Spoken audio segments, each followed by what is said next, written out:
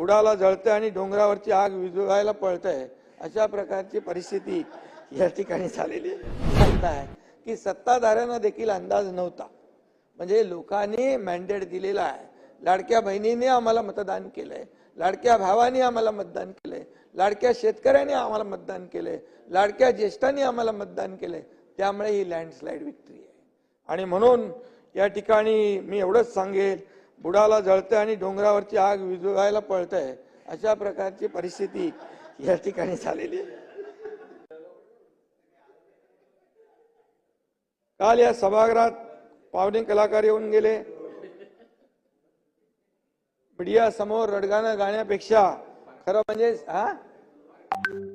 सभागृहामध्ये येऊन बोललं पाहिजे, सभागृहामध्ये येऊन बाजू मांडली पाहिजे असं मला वाटतं.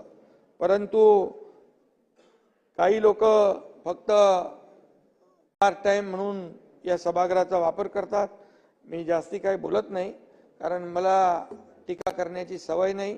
शेवटी मी आतापर्यंतच्या माझ्या राजकीय जीवनामध्ये, आयुष्यामध्ये मी कधी कमरेखालची टीका